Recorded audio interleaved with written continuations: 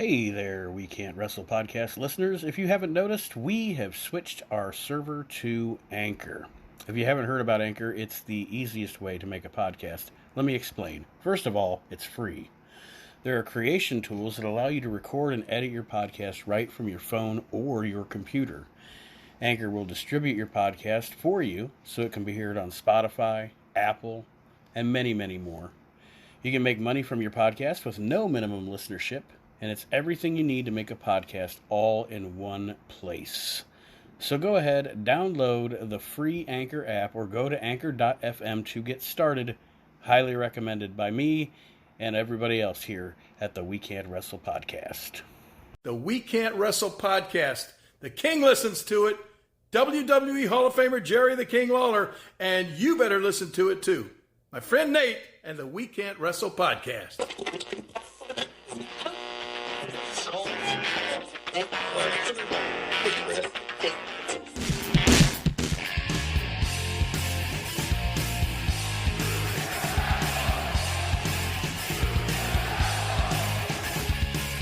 You're listening to the We Can't Wrestle podcast. Now it's time for our host, Nate Matson.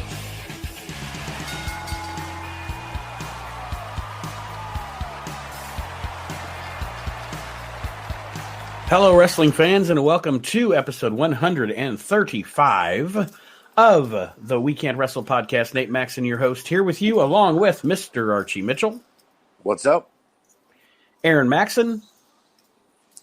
Hello. And, David Gold is listening as he's on the road. He's listening to the show. You can't hear it yet, but he can. This week on the We Can't Wrestle podcast, we are going to review, and yes, folks, this was my fault. I thrust this event upon my counterparts because I saw on YouTube, I was like, oh shit, I've never seen this. Yep. The NWA World Title Tournament. I mean, I knew Chris Candido won the NWA title this night. I knew he beat Tracy Smothers in the finals. However, on November 19th, 1994, the NWA... Whoa. What? Wait a minute. So this wasn't something you watched and then was like, oh, this will be good. Let's watch this. You just saw it? It's like, we were all fucking lab rats together on this one. Nate was like, if I had to sit through this, hell, they're sitting through it too. Bullshit. Yeah, watch something first, man. This is definitely the NWA at one of its lowest points. Well, and I was also tricked into hearing all these good things about things that Dennis Coraluzza did over the years. And you mean screw the NWA by talking badly about Shane Douglas before he was set to become their World Heavyweight Champion? Possibly. Okay.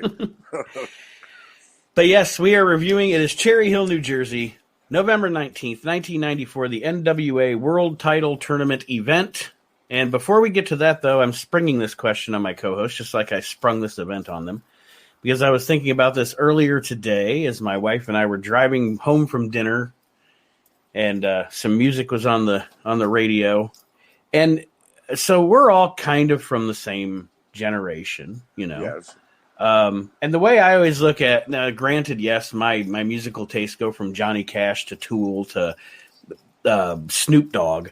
Right. But I consider my generation's music, someone's generation's music, probably the music that was coming out when they were between the age of 14 and 22, you know, the high school years, your formidable years. Right. That's your formidable music. Would you guys agree with me on that? That's your generation. Okay, and we're all mainly in the same generation, you know, the grunge generation, et cetera, et cetera. Right. So my question is, and I'll give my answer, but I kind of wanted to pose this question to you guys. I may put it in our group too. What group or musical artist from our musical generation, which for those of you that don't know is probably like 1993 to the year 2000. You know, Let's just say that. Archie, if you disagree, Aaron, if you disagree, but that's kind of mine. Those are my formidable years. Nirvana, Pearl Jam, et cetera, and then of course Dr. Dre and all that. But anyway, what group or musical artist that was around came around during our formidable years did you not really dig or were not into then And as you've gotten older, you've gotten more into their music. Like you dig them now. You know what I mean? Mine is Trent Reznor, 9 Inch Nails. Like when that stuff first came out when I was in high school and stuff. Not that I didn't like it, but I was just like, this ain't for me, you know. And I didn't begrudge anybody that did like it. But as I've gotten older, I've come to appreciate that. That's what made me think of this, because I heard some 9 Inch Nails on the radio. I was like, I've really come to appreciate him later in life than I did back then. Well, I know I'm putting you on the spot, but I'll let Aaron go first because I actually have a story behind mine that's going to take a minute. So go ahead, Aaron. Mine would be the Smashing Pumpkins. Okay. I didn't like them when I was a kid, but the older I've gotten, I'm like, they're a pretty good band. I like the Pumpkins. Now, is that because of your love of the NWA as well, and Mr. Corgan now owns it? No. I mean, I was even before that. Like, I think, like, I don't want to say it. I don't want to say they were, like, artistic, but I think they were more of a. I was a kid, so I didn't appreciate that. They're more. I don't. Does that make sense? Like, their music is more. At times more ethereal than a lot of the music from that time. And let me tell you my story about the Pumpkins. I've been a Smashing Pumpkins fan for a long time. Aaron knows that. Kendall and I, before COVID, the second to last concert we went to, the last concert we went to before the pandemic was Tool, but the second to last concert we went to was the Smashing Pumpkins. Wow, okay. And they were on their 30th year anniversary tour, which means they did a 30-song set, okay? Wow. This was like a 3.5-hour concert. The problem I had with it was like Billy Corgan was like, yeah, we're going to do a 3.5-hour concert, but let's take every slow song we have and put it in the middle. So like in the middle of the concert, you're like, I want to go to sleep. Right. Like, why did you put all the slow songs back to back in the middle of this 3-hour shindig? Yeah, it was like WrestleMania. Oh, God. God, this is long. Well, the group, which I will say, their first song caught me and I was a fan. Nirvana. Mm-hmm. I liked Smells Like Teen Spirit. And then the next few songs they put out were just not for me. And then one night, it was like 5 a.m. I had woken up from my sleep, because another hour or two it was time to get ready for school and shit. I caught sight of the video where he has an older man get on a cross with a Santa Claus hat. Yeah. I think that's heart-shaped box. What is that? It is. The name Heart-shaped, yes. Heart-shaped. Yeah. But, it's heart-shaped box. Yeah. So I was half asleep and it scared the crap out of me. And I literally, in my sleepy state of mind, went, God damn it, I hope that, he blows his brains out. I swear to God, Nate, I said it. And the next day I was on the phone with my girlfriend, who's now my wife, Sarah. We've known each other that long. And I told her about it. And she said, I love Nirvana. How could you do that? How could you say that about Kurt Cobain? I said, I don't care. And 2 days later, Kurt Loder's like, Kurt Cobain shot himself. Little deep cut there for anybody that watched MTV back in the day. MTV News with Kurt Loder. My girlfriend calls me and goes, you son of a bitch, you killed Kurt Cobain. I'm like, no, I didn't. She's like, turns out, did. Sorry, Archie. Turns out Courtney Love did it, but no. And she's like, you wished him death and he died. I'm like, and for the last, Nate, I don't want to lie, 20 years, that's been in me that I killed Kurt Cobain. and then I started to like the music, and now she tells me, like about a month ago, you're not allowed to bop your head to Nirvana or sing their song. You killed him. You killed him. You bastard. So it's funny with me because I've gone in reverse with Nirvana. My personal favorite band in the world is Pearl Jam. Okay, but when I was in my teens, I thought Nirvana was my favorite band. Right. And as time has gone on, it's not that I dislike them, but I definitely, as time has gone on, became less enchanted with their music, I guess. Understandable. And it could honestly be just because of his death, they never got to build a huge body of work like Pearl Jam has. Right. And that's what I was going to tell you. You like Pearl Jam better because good musicians change with their audience, because how you were saying when you start getting popular, like the 14 or whatever age group is the people listening to your music, and if you continue to keep making the same music, right, the fan base you built isn't gonna go like I don't like the girls' music, but everybody that freaked out when Miley Cyrus went and just started changing and shit like that. So she's changing because the kids that watched her when she was on the Disney Channel aren't kids on the Disney Channel anymore. Right. They don't want to see her dancing around singing "Party in the USA." Well, it's no different than what Madonna did.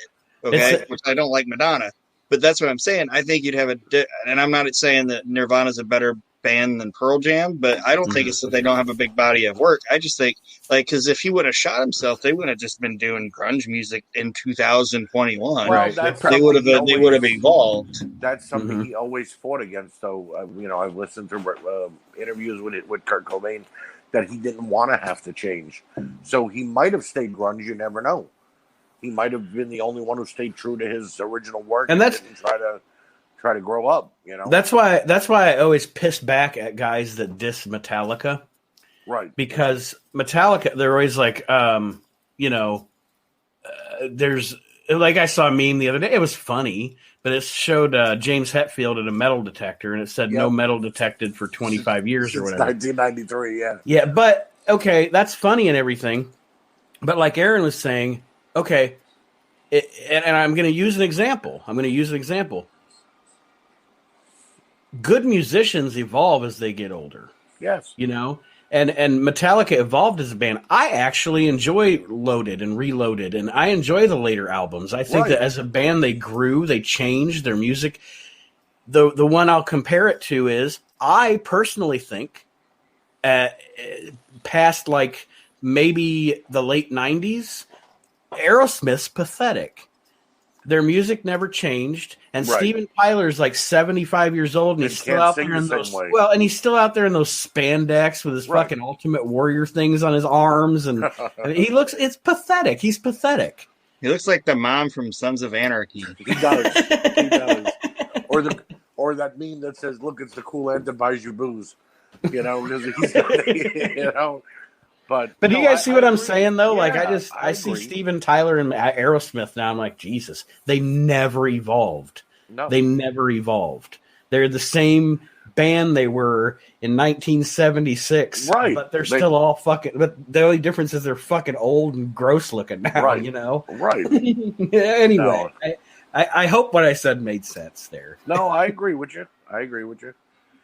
Well, now we can get back to wrestling now here on the We Can't Wrestle podcast, but I just thought that was a cool, I thought about it today and I was like, well, you're the first three other than my wife I'm going to talk to, so I'm going to ask you guys that question and see what you thought. So like I said at the beginning of the show, NWA Championship Tournament, Cherry Hill, New Jersey, November 19th, 1994. I have 2.5 pages of notes on this thing. It's way too much notes. I couldn't stop writing. I got writer's cramp. I couldn't stop writing. So we opened this show with the 1970s John Denver. Is that 1970s John Denver as the ring announcer? I was about to say the goofiest looking fucking ring announcer I've ever seen in my life. He looked like Napoleon Dynamite. I was like, when did they get this? How did he get back in time? Dang, it's Eddie Gilbert. Jeez.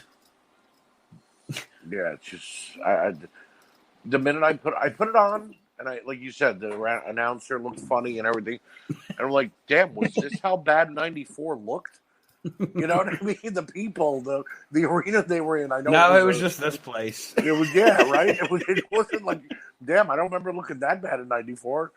The ring announcer introduces us to Tommy Fierro, Damian Kane, Dennis Whipwreck, who was the namesake for Mikey Whipwreck, Ron Scholar, and Dennis Coralluzzo.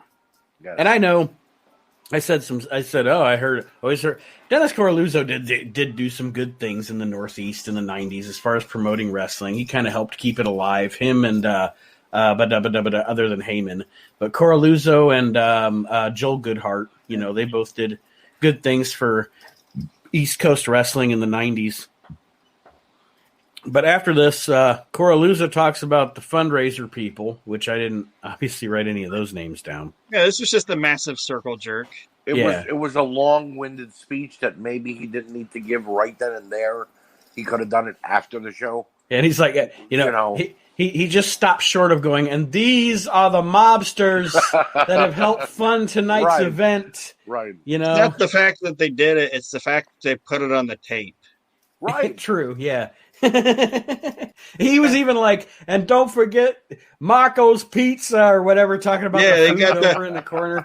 Domino's, got Domino's, and they deliver. It's good shit. 30 minutes or less, or it's free. Am I the only one who was bothered that through the whole tape it kept saying collaboration? And because it kept like in little letters that would come up. Oh, the collaboration. The yeah. Yeah. No, the video collaboration. I would go, who the fuck are they collaborating with? It's the NWA. You know what I mean? Who's collaborating here? Marco's Pizza. That's who they're collaborating with. Were you listening? We're gonna do a commercial for them after this is over. I did not.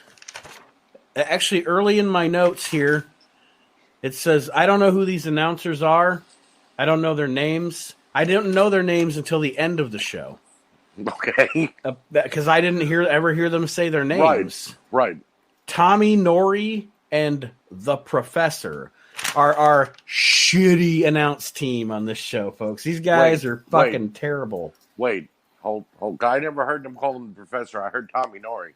Yeah, What was he the professor of? Sucking? Because that was bad. This was like that was Tammy Sitch. Just to show you how bad these announcers were. This show took place, folks, on November 19th, 1994. The announcers literally go, "We're watching the NWA Championship." The one guy, the Nori guy, the NWA Championship tournament from what was it? 11/18/94. And the Professor goes, sounds good. I was like, this is terrible already. They haven't even got to a match. Sounds good. Yeah, whatever. This is real professional. It's like the guys that did the announcing didn't even work for the NWA because they shit on the show the whole time. They filmed it, and then Dennis Coraluzzo was like, just give me two guys that are hanging out at the pizzeria. Don't worry about it. I know a guy, Tommy Nori. He works for Marco's Pizza. We'll have him do it. And his homeless friend, they call him the Professor. Yeah. All right. These guys are assholes. like, well put. I mean, it's like when Nate and I would sit down and like play our video games and make like stupid jokes while we were playing the games. That's what these guys were doing.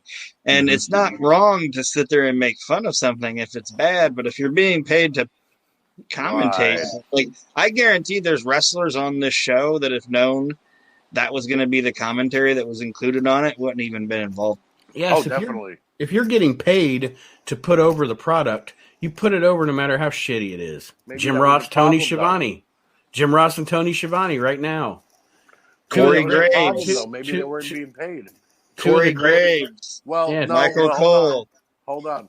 Corey Graves this past Monday totally shit on one of the guys. I forgot who was cutting the promo, but I think it might have been Xavier Woods. And Corey Graves was like, Xavier Woods has been here 10 years. Is that the best he's got for a promo? And Michael Cole was like, well, Corey, he said what he felt. He's like, well, if that's what he feels, that was ridiculous. And I went, wow, Corey Graves totally went off script just now. So, I don't know about Corey Graves, but this was, like you mentioned, you guys playing the video game. My brother and I got an old tape of Japanese death matches in like 93, 94. It was Cactus Jack versus Terry Funk, but we watched the whole tournament, and we were doing our own commentary, and we were right on par with these two guys. I bet you had fun with with Mr. Pogo when you were doing your commentary. We were going crazy on the guy Nama Nama Numi. Yeah. But they said that name about 17 times in 1 minute, and so we just every day, all day. Hey, Mom, what? It's Nama Nama Numi. Of course, my mother would get pissed. Like, go away. I just remember when I got some of that stuff one of the first things I thought was this Mr. Pogo, this fat fuck. What, Right. Like Jesus Christ.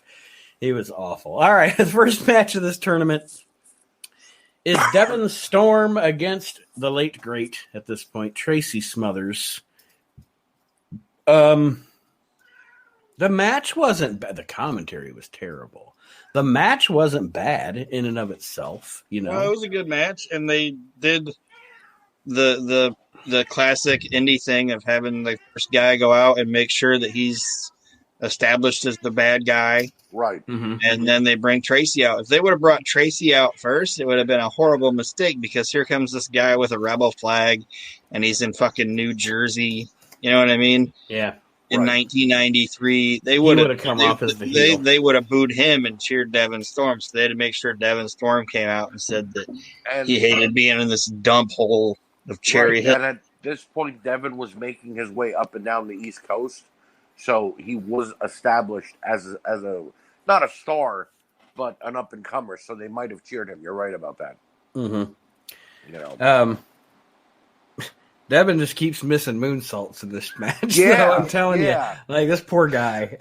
I wonder if that was the way they choreographed too. Like, all right, Tracy, we're going to go out there and I'm going to try to hit you with a moonsault. What do you mean try? Well, I'm never going to actually connect.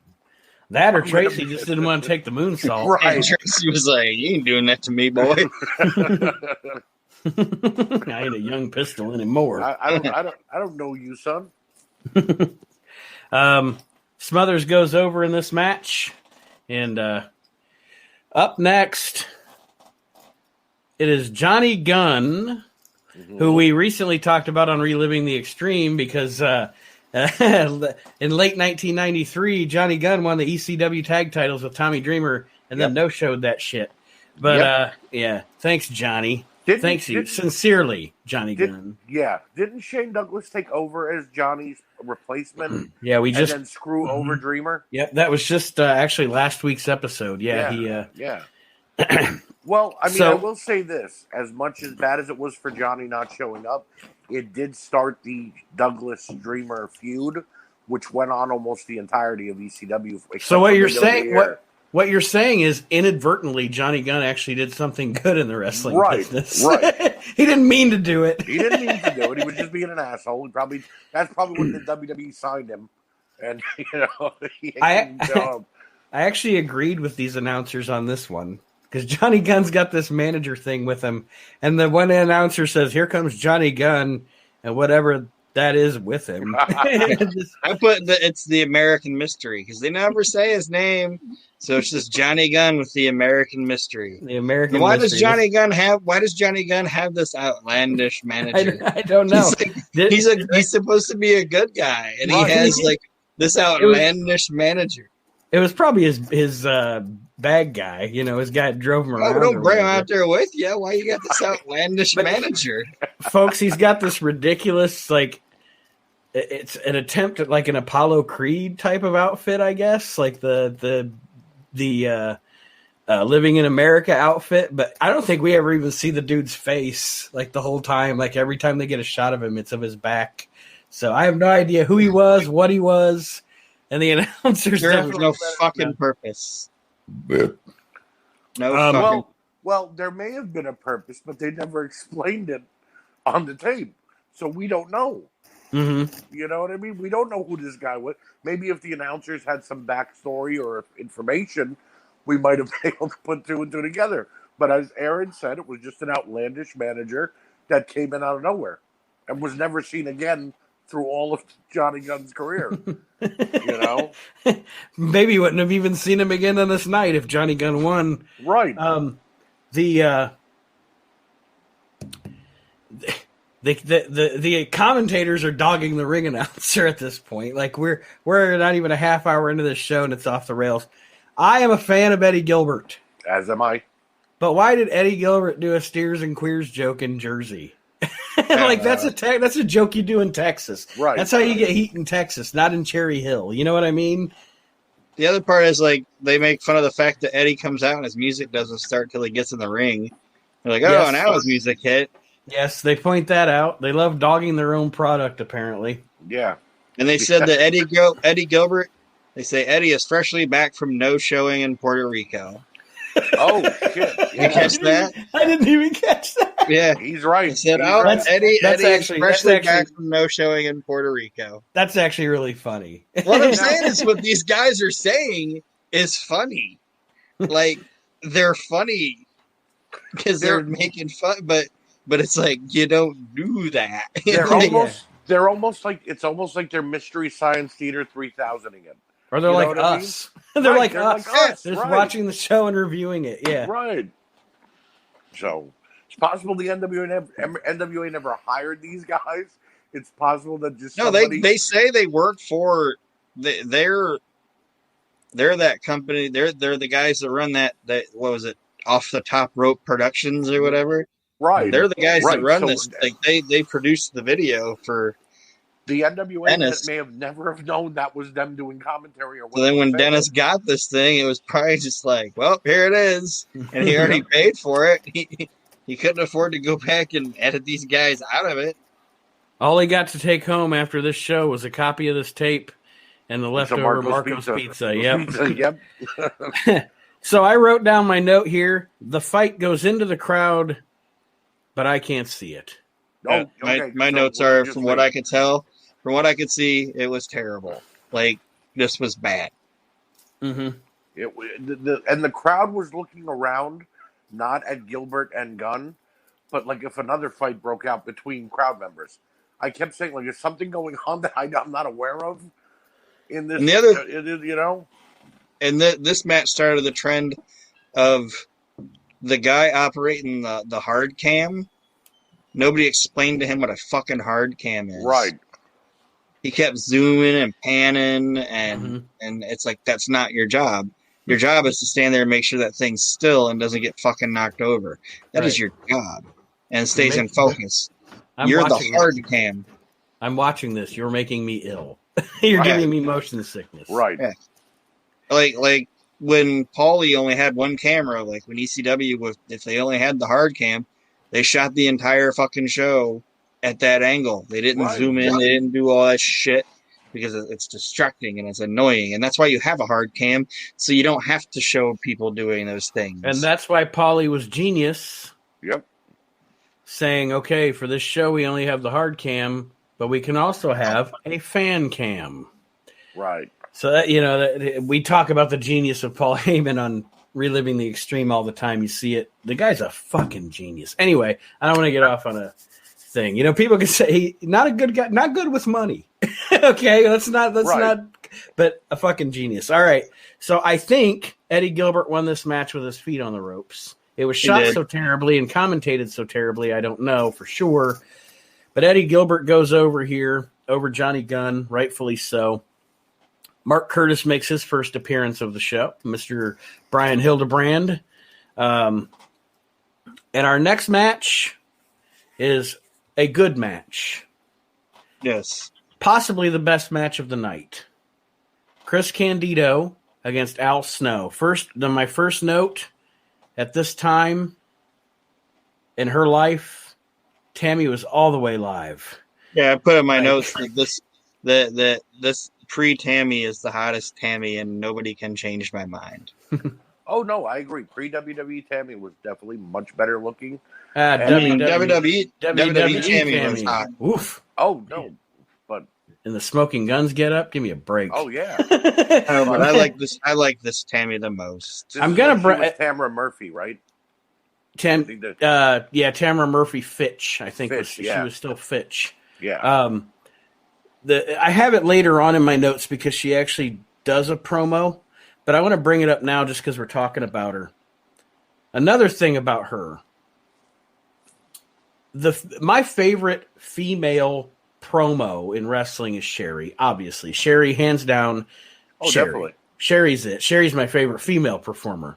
But in this gimmick and in the Body Donna's gimmick, with the way that she enunciated things and the way that she used her voice and knew how to use her voice, Tammy was also a fantastic underrated heel promo.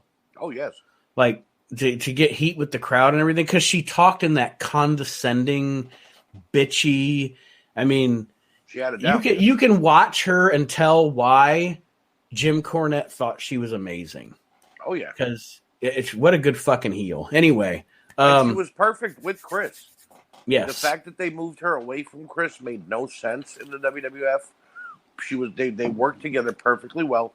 I know he was a little bit short, but he had a great build. He was a goddamn great wrestler, and she was the perfect mouthpiece for him. Well, Archie, it could have been because she was fucking Shawn Michaels. Well, yes, but they didn't put her with Shawn Michaels. They put her with everybody else. I was just being crude. I think it was Chris Candido was never made to be in the WWF.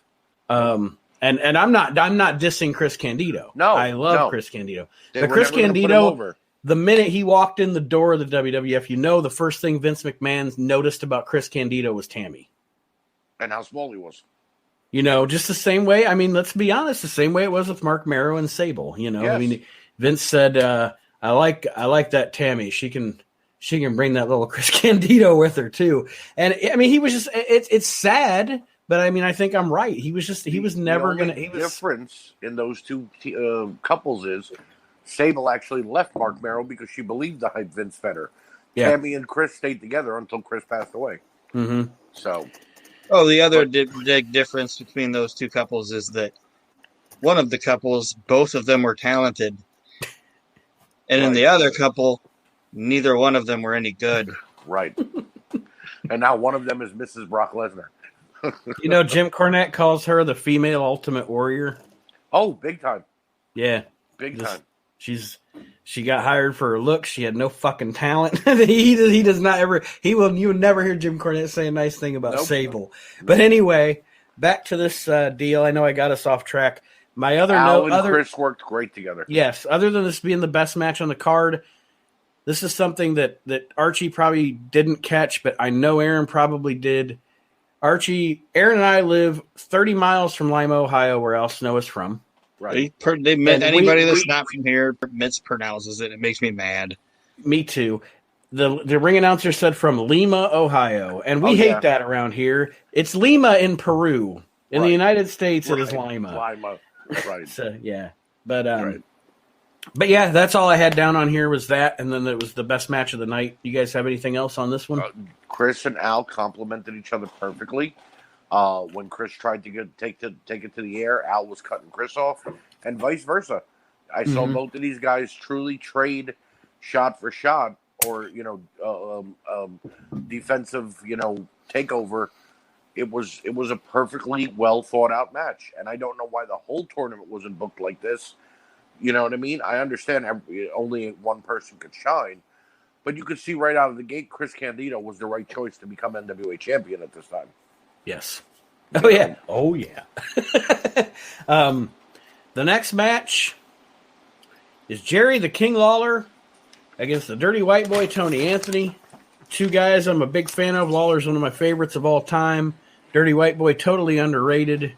And Jerry Lawler's coming out, and the commentator says, speaking of taking a dump, here's Jerry Lawler. Yeah, like, these guys had a vendetta to sell. And then they talked about the people shitting in King's Crown in the WWF. Like, and why are you talking about that? They also said he made a joke about some girl in the crowd, and the announcer said this girl's too young for Lawler. Or no, too old for Lawler. I mean, is what he said. She's too old for Lawler. Yeah, they picked on that blonde girl a lot. They ended up calling her the doorknob. Mm-hmm. They're like, oh, doorknob's involved again because everybody gets a turn. These guys are horrible. Yeah, they're bad. But I wish we knew. Job. I wish I knew where they were at though, so we could bring them on the show. They're fucking funny. At least the professor. I'm on it. I'm gonna find this Tom Norrie guy, and then he can tell us who the fucking professor was. Is it one Mike today? Not at this point. No, you never heard of Huracan Rana or La Magistra Cradle? That wasn't called tonight. This was your standard Jerry Lawler indie match, but it doesn't matter Because no matter what he's doing, no matter how little he's doing or no matter how much he's doing, Jerry Lawler's a fucking heat machine. He's a professional. He is one of the greatest of all time. All time. And even in this, Jerry Lawler can do nothing and he's doing something. You know what I mean? Like, he doesn't have to do anything. Yeah, and that's I put that as my, like, one of my notes is Jerry Lawler, hands down, is probably the most paid guy on this show. Like, I guarantee he makes even more than Jim Cornette, who comes out, who they call the Big Banana. Yeah. By the way, he's wearing his yellow suit. Here's the Big Banana, Jim Cornette. But I know you guys said that the Lawler or the Al Snow Candido match was the best match on the show.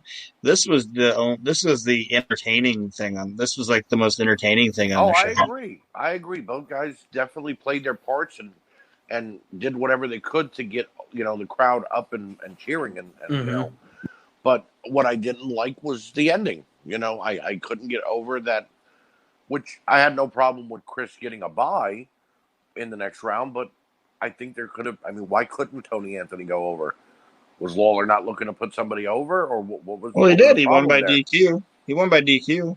No, but in the next round, it says double disqualification. No, he won by DQ because he goes on because his knee's fucked up. Oh, okay. Remember? I could have sworn I heard boat announcers say double disqualification and the match was thrown out.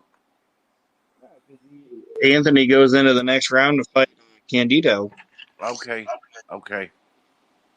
Yeah, this thing. The problem with the match was that it was 5 to 7 minutes too long. That's the only critique I have of it. Well, it seemed like they gave everybody time in the first round. I guess because they figured they had such a decent crowd there, they had to give them a wrestling show. You know what I mean? But I agree with you. It was definitely 5 minutes too long. And I understand what you're saying, but it's like if all you're going to do is a stall and brawl, which is fine, because Jerry Lawler's not going to go to fucking Cherry Hill, New Jersey in a goddamn swamp-ass smelling warehouse. I guarantee that place smelled like wet ass. There's no way. Because if you notice at the beginning of it, fucking bay doors closed. And as the show progressively goes on, that bay door keeps going up and up and up. Because I guarantee every single wrestler went to the back and said, it smells like wet ass out there. Wet fucking ass. Well, you've never been to Cherry Hill before. It smells like wet ass there all the time. Well, that's what I'm saying. So, like I said, I think it was these guys. And the funny part is they probably all drove there together. Well, Lawler was probably there because of Cornette, because Cornette was friends with Coraluzzo. Well, yeah. So and Smoky Mountain fucking supplied half the fucking talent on this fucking show, and they even had their banner up. And like I said, this is all of these people are Smoky Mountain. Lawler went there eventually because they had the USWA feud. But if Lawler didn't fly in, they didn't fly Lawler in. I guarantee at least Jim Cornette, Dirty White Boy, and Mark Curtis drove there together. Cornette doesn't fly. Yeah. So yeah. The match was I know. Okay, the match was a little too long. I actually wrote down the after match was better than the match itself. With the angle going on afterwards. Dirty White Boy wins by disqualification. And then there's a beatdown. Al Snow comes out and helps Dirty White Boy. I'd have to look at my timing, but I think this might even been during the Smoky Mountain USWA feud. And this was probably something that Cornette got to use for his own show. With his own commentary and stuff over it, yeah. Well, hopefully. Yeah, hopefully. The professor probably... Cornette wouldn't have had that commentary on. Yeah, no. He'd have been like, what the fuck is this? We got to go back to Cherry Hill. I got some fucking dudes I need to hit with my car. Yeah, and he did some guys with my car. I say you banana suit, you motherfucker. I can see Cornette now. So the next match is something. It happened. It's something. Yeah, I wrote down. Well, this match happened. It's a guy named Lou Perez, who I've never heard of, against Osama Nishimura from Japan. And as the Japanese guy's coming out, one of these commentators goes, "Is this the Japanese guy?" Wow. Yeah, I don't know if you caught that or not, but he ain't got no shoes. So let's point that out too. He ain't got no shoes. Can you imagine Nishimura? They're like, Nishimura-san, yes, we're finally gonna send you to America. Ah, yes, I get to go to America. Oh, where am I going? We're gonna send you to Cherry Hill to wrestle in a wet ass smelling warehouse with Al Perez's fake cousin. It's gonna be amazing. But it's under the NWA banner. Oh. Yeah. You got there. It was like, well, that's where I thought Aaron was going. We're sending you to America. Oh, finally go to America. You're going to be in an NWA Championship tournament. Oh, yes. Championship tournament. Yes. It's going to be in Cherry Hill, New Jersey. Cherry Hill. We have cherry blossom in Japan. Very nice. Yes, very nice. Yes. Yeah. And then just building it up, and then he shows up. There. He shows up, and it's like, you have to go, okay, now go down. I don't know the roads, obviously, but go down Parkway. Smith Street. Turnpike. Take the turnpike. Go down Smith Street. Now, what you want to do is you want to go left into an alley. When it starts to smell, when it starts to smell like wet ass, you know you've reached your destination. When you get to the point where you pass the dumpsters, there's no change in the smell. You're almost there. You're almost there, boy, son. You're almost there. You'll see the professor in the parking lot. He'll wave you in. Yeah. I don't know who Professor is. Nobody knows who the Professor is. He'll know you. Don't worry. Now, we maybe shouldn't be doing the Japanese accent. Little bit of current news. Willie Urbina from AEW, their Spanish announce team, got caught making fun of Shida, their women's champion. When they went to commercial break, his mic was still on, and he was making fun of her accent. And they fired him this morning because he was being insensitive. Remember when wrestling was wrestling? No, I do. you know what I'm saying? No, like, Jesus. He was being very insensitive in the things he was saying. He wasn't just making a Japanese accent. Oh, okay. He was saying a lot of ugly things about her. Oh, well, no, that's not cool. And, because it was obviously it was in Spanish, but with a Japanese accent, when they looked into what he said, was really bad. So... Well, fuck him then. you know, I mean, if it, what we just did there wasn't racist. If he was being racist, fuck him. He deserves to be fired. Yeah. No, he wasn't being racist. His exact words were, he was saying things like, "Oh, only us Japanese girls on OnlyFans. You could see us naked," and it just kept snowballing. And there was another woman on the Spanish announce team making the same joke with him, but she didn't get fired. So I don't know why, but. Accidental live mic things always strike me because I'm like, you have a microphone on. Why would you even walk away? Why would you even remotely say anything that could, especially in today's world? Like you listen to some of those old outtakes from Monday Night Raw back in '96 and stuff when people weren't so fucking sensitive. That doesn't matter. Right. But nowadays, why would you even take the risk? Well, they caught Jim Ross saying, when Anna Jay first debuted in AEW, they caught him during the commercial break saying, "I'll tell you that Anna Jay is pretty good looking. I wouldn't mind the night alone with her." And the whole world freaked out. Well, and I'm thinking she's 22. He's 60, but it's not like he said it about a 17-year-old. You know what I mean? He wasn't being. Oh, and let's be honest. There is Jim Ross watching AEW. Is Gordon Soley at the worldwide tapings in 1994. Jim Ross is fucking bloated the whole... There's no way he watches that shit sober. No. If he watched that shit sober, he would not watch it any. You know what I mean? Like, there's no way Jim Ross is sober. He wouldn't say the things he said. That man is too professional to say some of the stuff he's ever said. he like really shits on their product while he's commentating. So yeah, because it's awful. I mean? Anyway, yeah. we'll get to that. We went kind of like the professor. I like the professor, right? The professor was Jim Ross all this time. The Nishimura hits it. The one thing I will say about this match, I didn't care for the match. He said he hits a sick power bomb on this Perez dude, though. Like, I was like, oh fuck. Right. And then they have a time limit draw. But here's the rub, folks. This was the 5th match. Right. Who were they going to wrestle? Right. Exactly. There is no. They had a time limit draw in a tournament for a match that, if there was a winner, we wouldn't know. Was there going to be a triple threat match in the finals? I don't know. Like Nori guy even brings it up.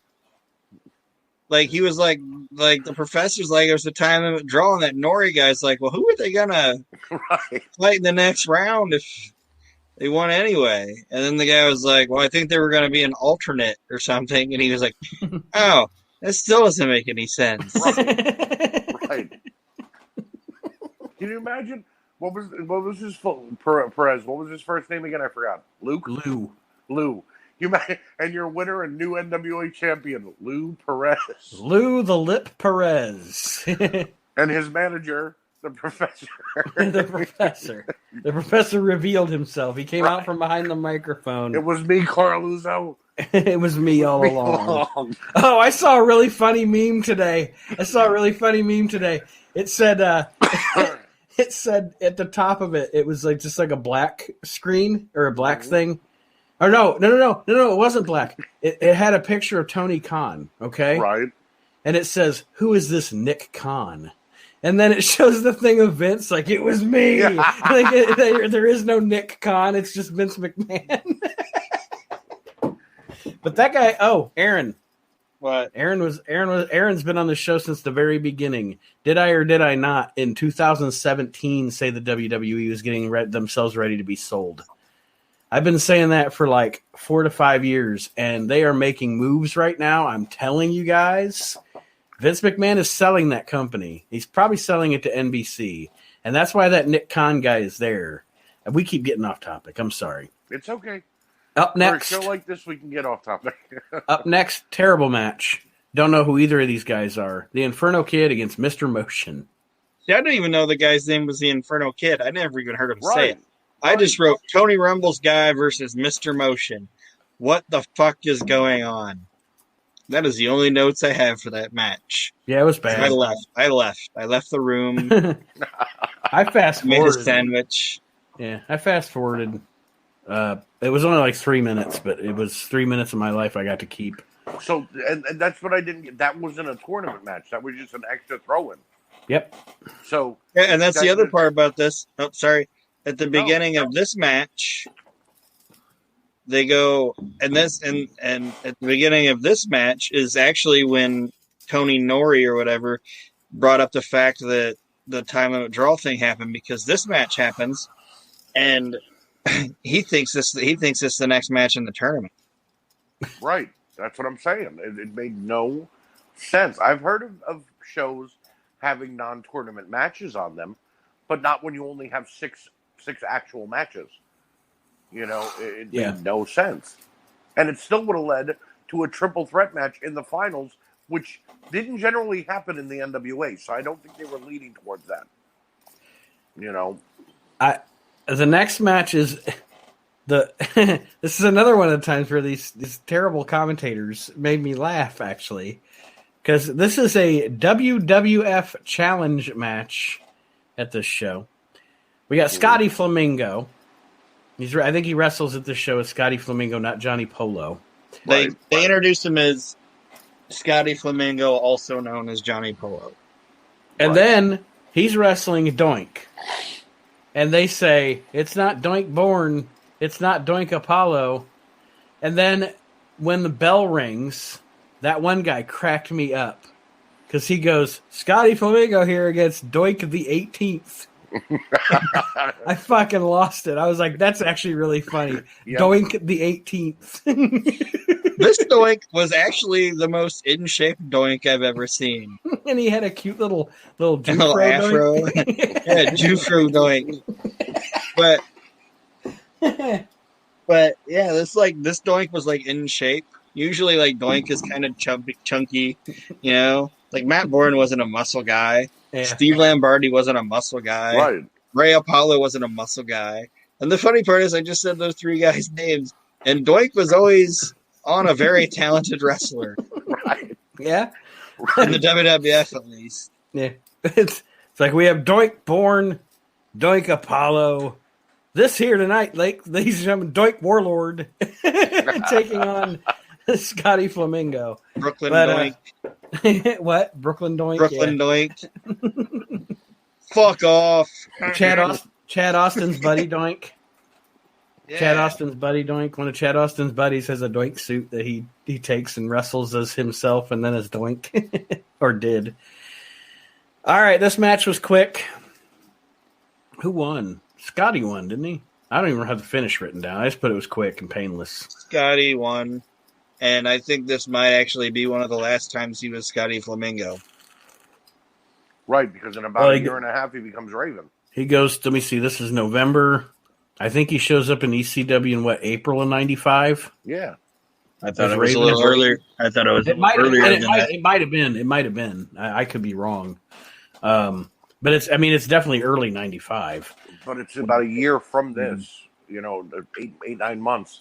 Because he had to get the Raven look down. He didn't look nothing like Raven at this point. Mm-hmm. The next match on the show, second round tournament action that once again I can't really see. It's Tracy Smothers against Eddie Gilbert. And boy, I wrote down here, boy, oh boy, would I have loved to have seen this match. Because it sounds great. I'm going to watch Eddie Gilbert and Tracy Smothers, but I don't get to really watch it because most of the match takes place outside the ring and outside the purview of the camera. Yeah, Eddie wanted to fight all over the arena that night. Mm-hmm. He didn't want to be in the ring at all. I don't know why. Well, let's be honest. At this time, he wasn't. First of all, he wasn't in a good place in his life. No, he was not.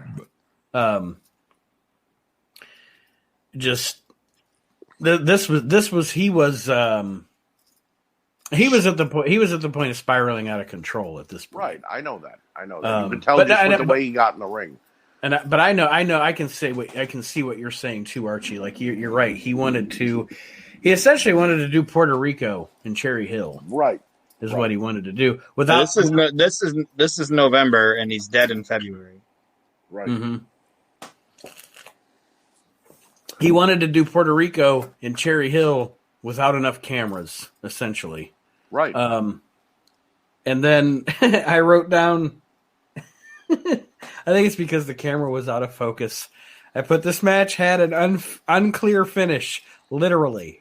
Like I know Tracy went over, but I didn't actually really even pick up on how it happened.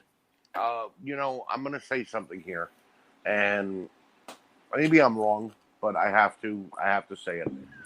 There are people who say Shane Douglas killed the NWA when he threw down the belt and hoisted up the ECW title, which is one of my favorite moments ever. The NWA didn't do themselves any favor after this with the show like this, and no. They had Candido as their champion, but then also at the same time, I believe Dan Severn had an NWA title too. Yeah. Well, no, definitely, Archie. You're right. If Shane Douglas killed the NWO, if Shane Douglas killed the NWA, these guys fucked the corpse. Oh yeah. I mean, there's it's not good. Like it's funny watching this show, and that's the reason why I wanted to watch it. Unseen. Right. It was like, oh, that's cool. You don't get to see a lot of these 90s NWA things in their full form. And I saw that video and I was like, this will be awesome. And then I realized that since I didn't see a lot of it, I just saw it in magazines and stuff. Right. I had a much fonder memory of this version of the NWA than it actually was. Who among us didn't turn through the pages of PWI and go, oh shit, Chris Candido's the NWA champion. How'd he do it? And then we read about the tournament, was like, oh, that was a pretty damn good tournament with star-studded. They had great talent on that show. Maybe 25 years ago, I'll get together with my buddies and review it on a podcast, and we'll just gush over this thing. Right, and then lo and behold, yeah. But yes. I mean, It wasn't terrible. We've obviously watched worse shows. I've been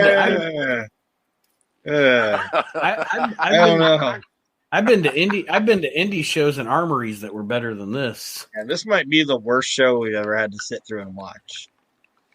Production-wise, yes.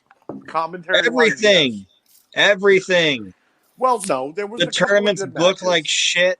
The building looks like shit. The cameras are shit. The commentators are shit. The ring announcer's a fucking piece of shit. Everything about this show was terrible. I'm wondering if, like, okay, Douglas throws down the title in December, right? Mm-hmm. August, yes. Mm-hmm. And then for like that couple of months in between before this tournament, if they didn't like scramble, what are we gonna do? What are we gonna do? What are we gonna do? What are we gonna do? And then somebody just like, look, just do a damn tournament, however it goes over, put a title on somebody, and then we'll move on from there once we have a champion. Right. And the smartest guy in the room got shouted down. Because the smartest guy in the room was listen, he was watching this tournament happen, right? There's some guy. There's always a smart guy in the room, but he always gets shouted down.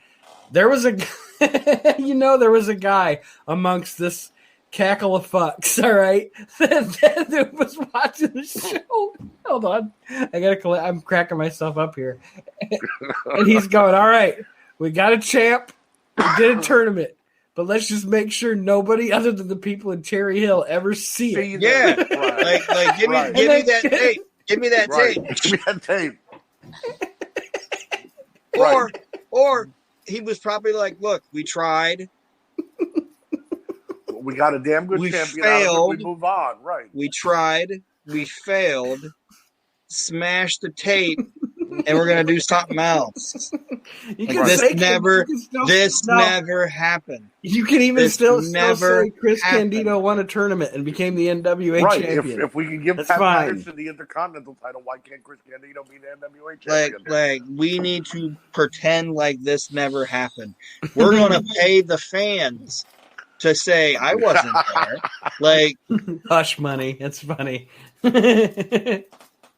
Give them all a pizza and be like, look, you were never here. Right. I was never here. Exit through the bay door. Yeah. But it smells over there. Smells worse in here, buddy. It smells like the inside of a gym sock. Jesus, get out of here. God. It's terrible. All right, the next match is Chris Candido. Chris Candido against the Dirty White Boy, Tony Anthony.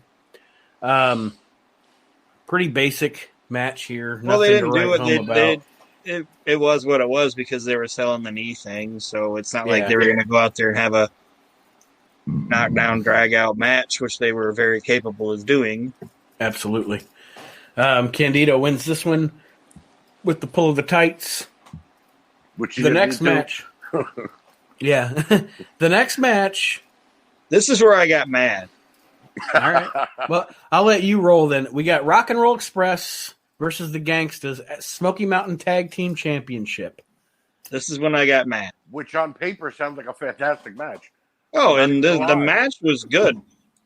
But this is when I got mad because the commentators started just talking like Uber's amount of shit about the Rock and Roll Express. Like, they called them grandpas. They said they had been a tag team since the 1950s. How do I, like, they hadn't attacked the talent, really, until this. And I don't know why. They were like, oh, let's just start making fun of the Rock and Roll Express. I don't understand. I mean, I know you know what I'm saying? I know they made jokes and stuff, but they didn't, like, attack the talent. Well, because at least they were smart enough to not do that. They were begrudgingly saying things that they shouldn't have been saying. No commentator should be, shitting on the talent. Because if they want to have the Rock and Roll Express back there one day, for whatever show the NWA is going to do, you don't shit on the Rock and Roll Express, But I don't know. I don't know who gave these guys notes and told them to say these things. Still there? Yeah. There we go. But yeah, you're absolutely right. And I guess when I was watching this show, I watched it in two different ways because at one point I was watching it on my laptop, and then I was watching it on my TV. Like I miracasted it to my TV as well. I casted it to my TV from my phone. And to be honest, Aaron, I didn't catch a lot of that because when I was watching it on my TV, the audio is so bad. Horrible. I couldn't really hear them that well. Like when I would be on my laptop, I could hear them better. But when I was casting on my TV, I didn't hear it that well. So I didn't even catch that. I had my TV full blast, and I heard what Aaron is saying, but it was it was bad audio. It's just bad. But I have a nice TV, so I can hear it. Well, la-di-da for you. You work at Walmart. Of course you have a nice TV. La-di-da for you. But no, and like I said, the match was fine, and it's also anytime I see these guys wrestle, it reminds me of when New Jack, when anybody would talk to him about like the hardcore stuff and everything, he's like, "Look, I earned the right to be able to do that because I learned how to do all that drop down, grab a head, step over, flippy bullshit with rock and roll." You know what I mean? Like he's like, "I earned that shit." New Jack knew how to wrestle, you know? It's like Cornette said in his tribute to, it's essentially what Cornette said in his tribute to New Jack. He said, a lot of people say stuff about, New Jack did this but at the end of the day, the reason New Jack was different than all those other quote unquote hardcore deathmatch guys, or different than a lot of them, was that he was a really good worker and then evolved into that. He found his niche. It's just like Mick Foley. Mick Foley, he was a great worker, but he found his niche in being hardcore. And Tommy Dreamer, I listened to Tommy Dreamer for an hour talk about New Jack because Tommy Dreamer and New Jack were tight and loved each other. And he said that he doesn't like to talk about the secrets of how they do things, Mm-hmm. But he was talking about the staple gun.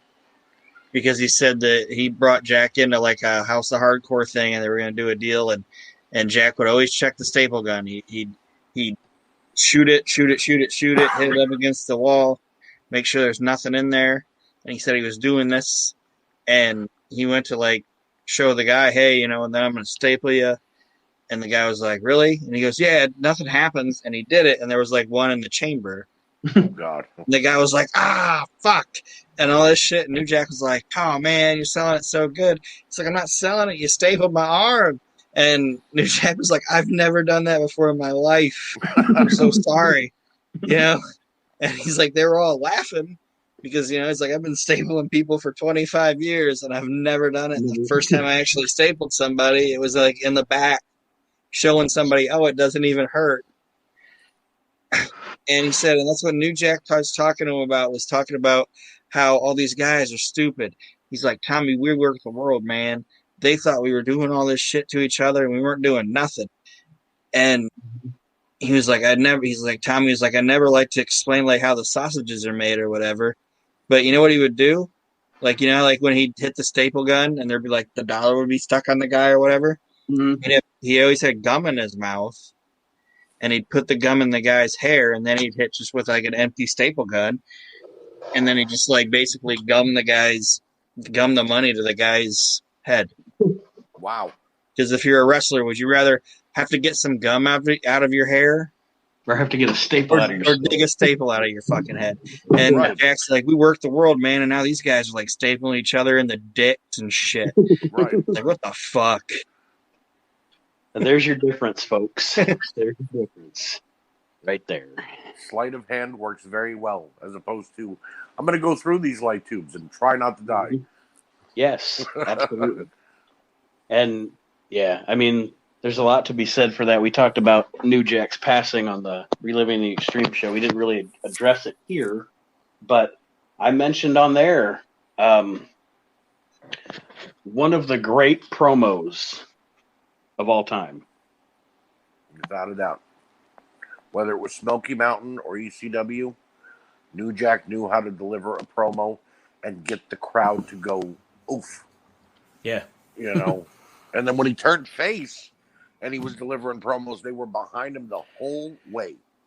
Yes, and can I say this, just to talk about New Jack a little bit? We'll get into New Jack here. Aaron got me thinking about, man, I don't know if there is anybody. You don't really see a lot of new shoot interviews come out, and I think that's because, first of all, most of the guys that were doing those shoot interviews back then, the money marks that were just paying those wrestlers to ask them questions like, "Hey, remember when you wrestled the Eliminators?"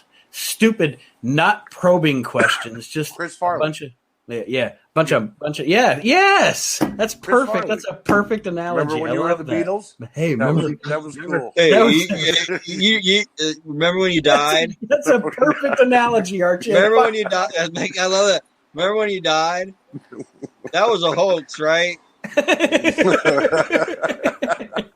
But yeah, that's those. But I think you don't see shoot interviews now because now you've got things like Dark Side of the Ring and stuff that really get in depth into the business.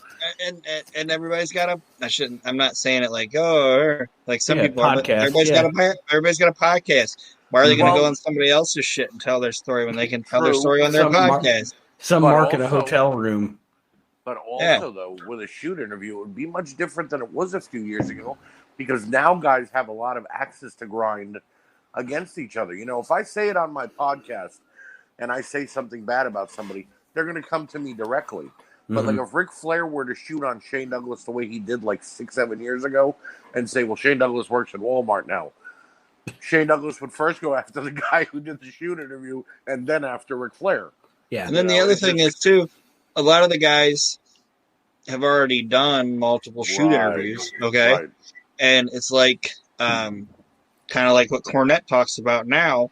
Now, the guys that you'd want to do a shoot interview with, like, oh, this guy just left the WWF or the WWE, let's do a shoot interview with him. He has no fucking stories. Yeah, no cool stories. Because they work and then they go back to their hotel and they fucking play up, down challenge with fucking Xavier Woods. Yep. I don't want to hear about fucking playing video games with Xavier Woods. And don't forget about their meal prep. Because all of them are on meal prep.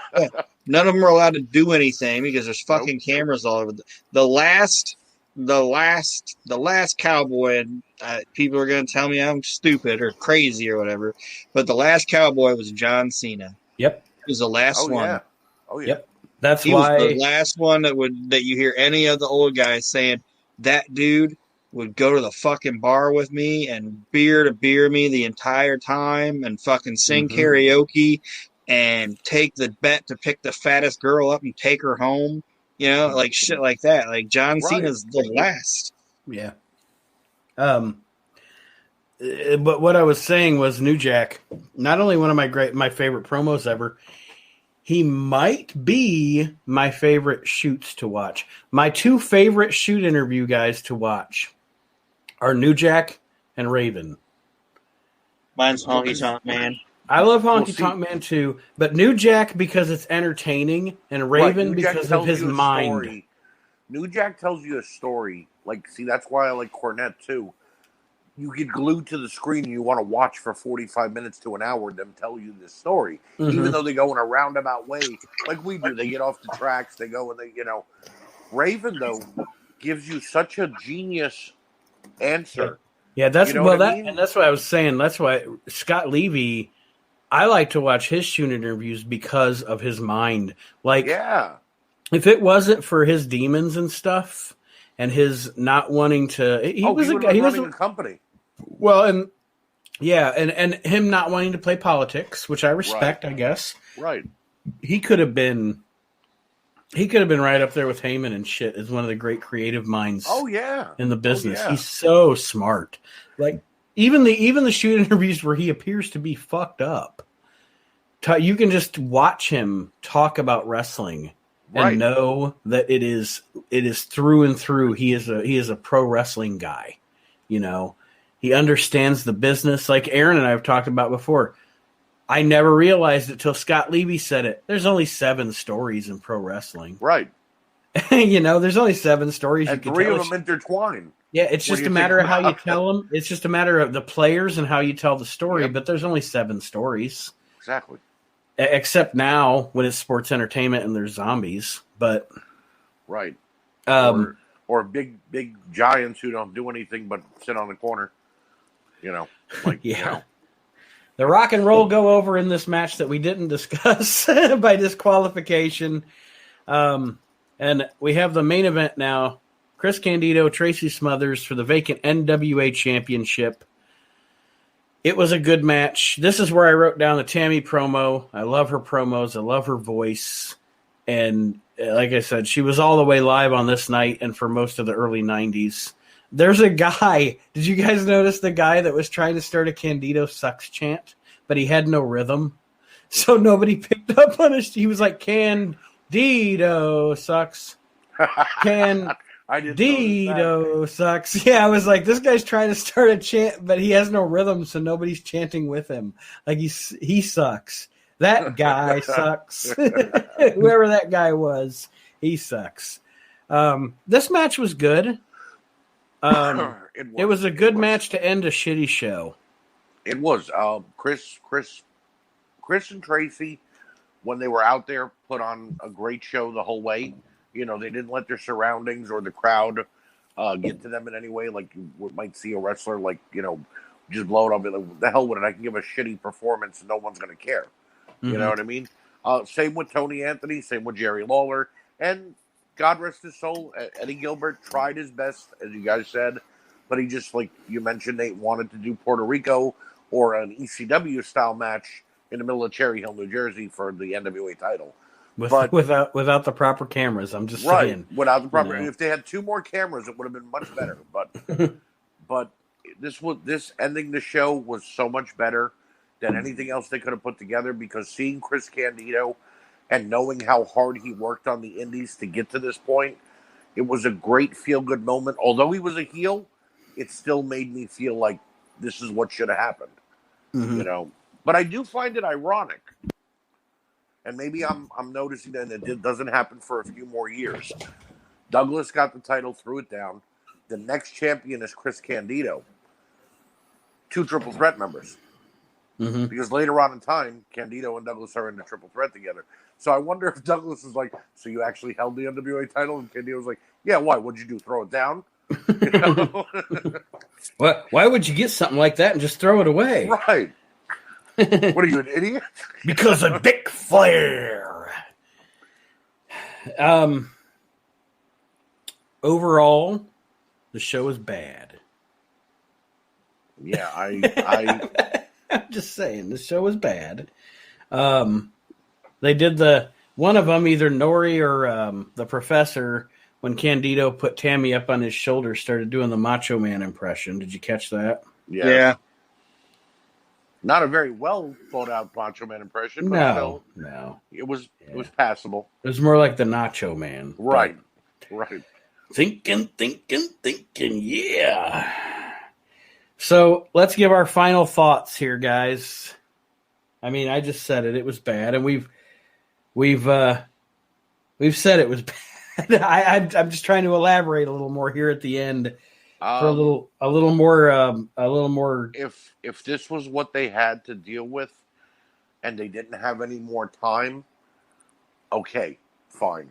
But if they could have stalled for maybe another couple months and gotten to the new year, and maybe gotten a bigger arena and better cameras and better commentators, better everything. Better everything. But I mean, they could have still done it in New Jersey, but there's plenty of other arenas better than where they were.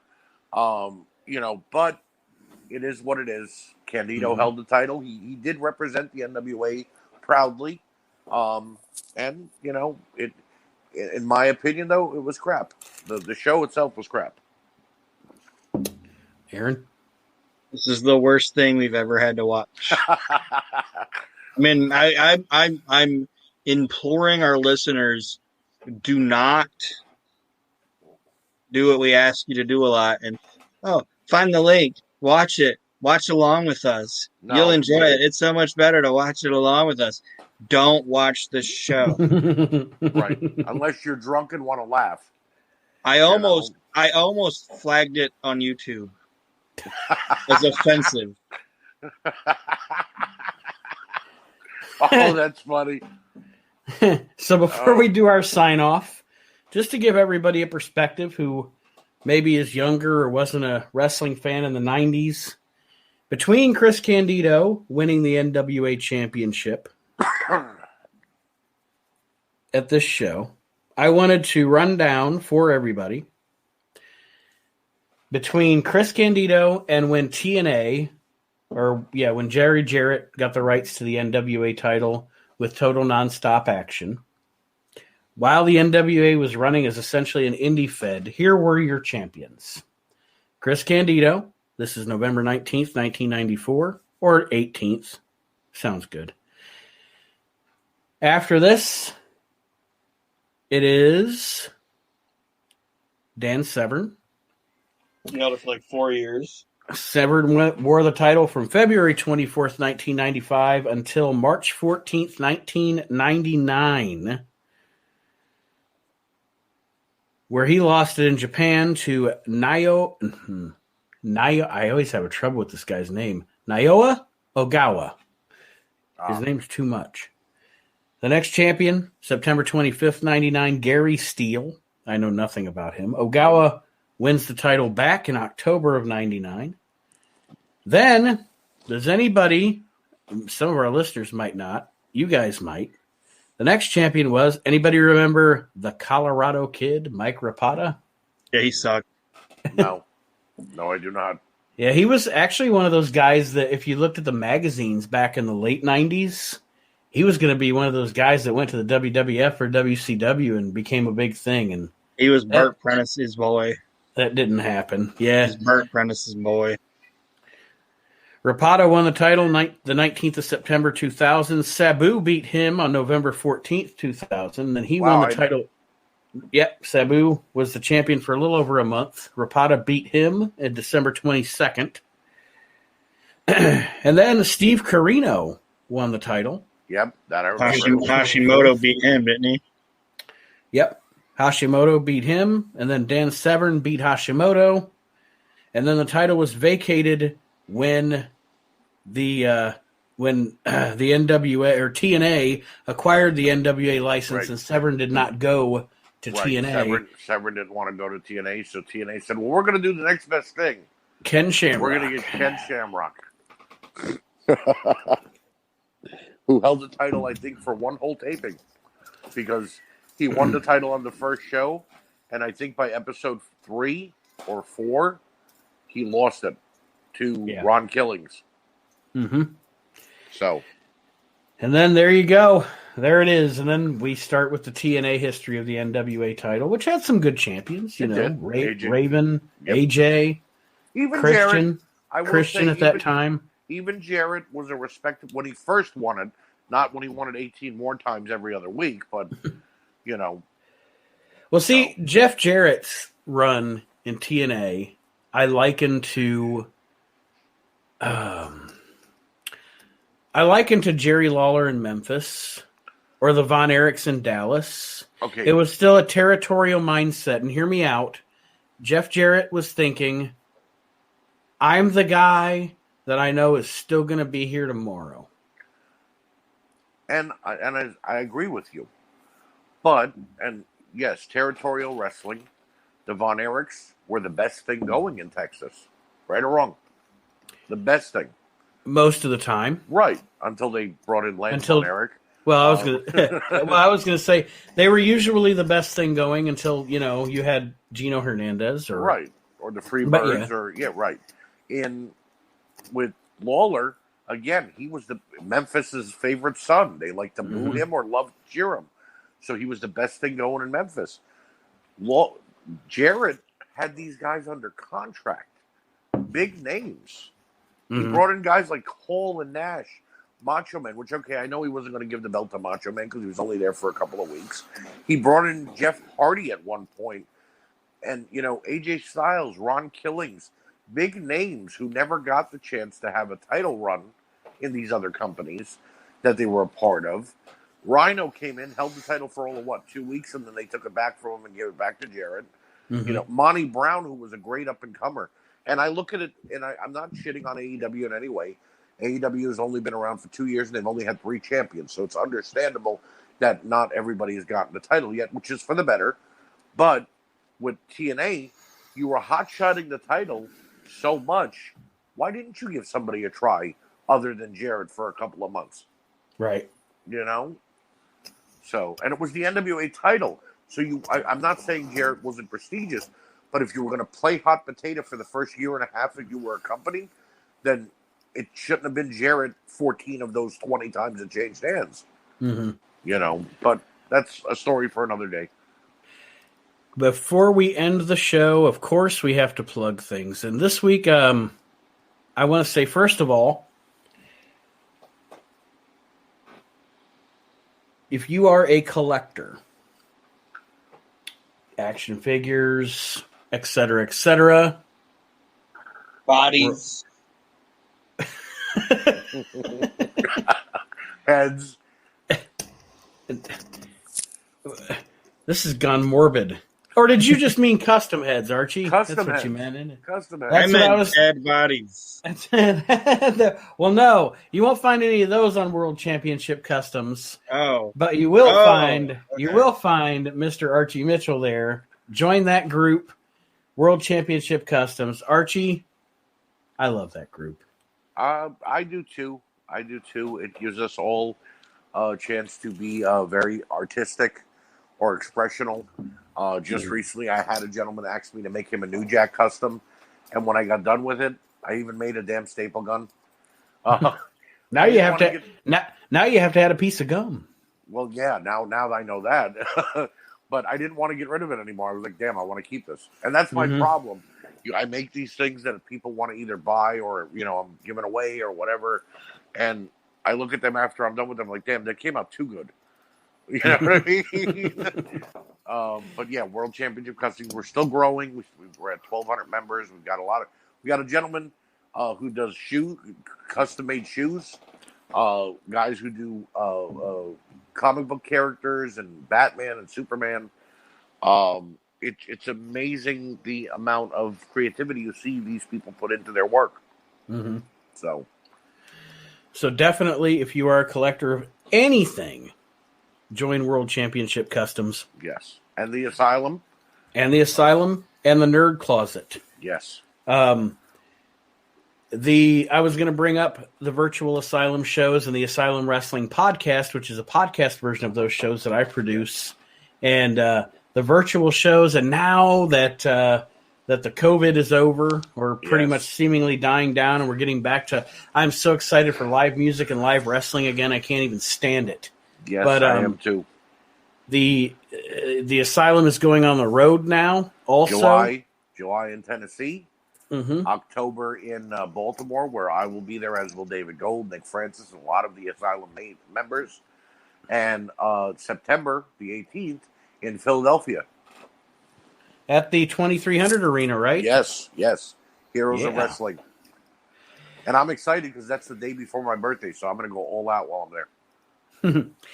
And so check that out. Join the Asylum. Get in the virtual signings. And by getting in the virtual signings, you get yourself on a podcast because those signings become an audio podcast that you can also listen to.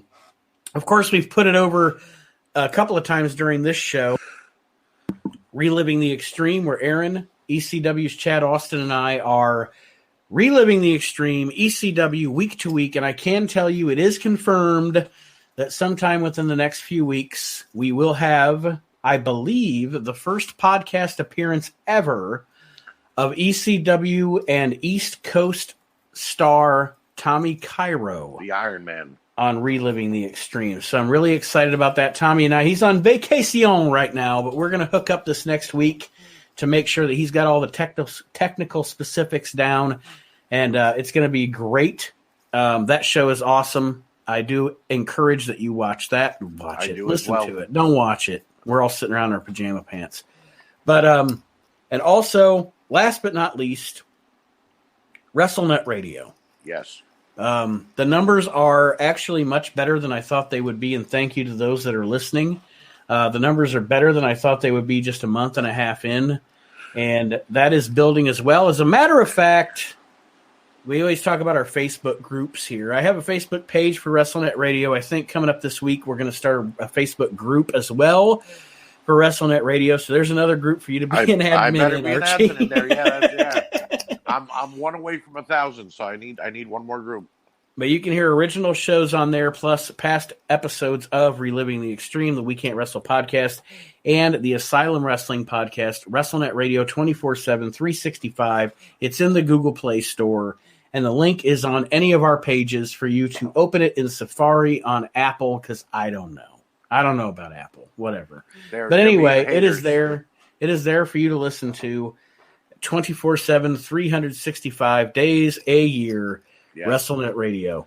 And just to plant a little seed, I'm going long with the plugs here, but I want everybody to know that we were talking about live shows and live events, and very excited about live events. Next week, I will probably have news for all of you about the first ever wrestling convention live appearance for the We Can't Wrestle family. Excited for that. Yes, I will. I'm going to finalize everything this week and hopefully have some news for you guys next week on that, where you will be able to come see us, our ugly mugs at a wrestling convention. I have a question. Mm-hmm. In my contract, it says that transportation will be provided. So to get to the live show, the bicycle's on the way, dude. Oh, the bicycle's on the way. Okay, good. I thought maybe a plane or a train, but a bike will work too. Actually, Kyle is on his way to get you right now. Oh, perfect. He's on the bicycle. He's on. Kyle's on the bicycle. Yes. Right. Well, that being said, guys, thank you for joining me this week and thank you for suffering through this. Your bonuses are on the way. Aaron gets a tube of Spree, and Kyle's got my cheeseburger with him. You gotta get paid to get a bonus. Oh shit! All right. Anyway, you get paid. If it's just the first time you got money, it's not a bonus. You get paid in admiration from our listeners. Isn't that enough for your ego? No. The Spree're on the way. Kyle better not the eat shittiest cheeseburger. One of the shittiest candies. A Spree, like Sprees. Hey, is that what you're saying? That's why I picked it. Yeah. Since we're getting Spree, what a boring candy. Since we're getting Spree for Aaron, I want a 3-liter of Dr. Thunder. It's a can. That's so funny. Only generic pop has the 3-liter. The candy, it's a candy coated church wafer. That's what Sprees are. It's fucking trash. Oh, Archie, by the way, yes. I'm sending Kyle with the car, but I need you to cover the gas. No problem. Oh, no God. problem. As always, it's fun. Thank you, guys, and thank you, listeners, for joining us here on the We Can't Wrestle podcast. And we will see you next time around. Hopefully next time we're covering something a lot better than this. We'll see you around, everybody. Anything's better.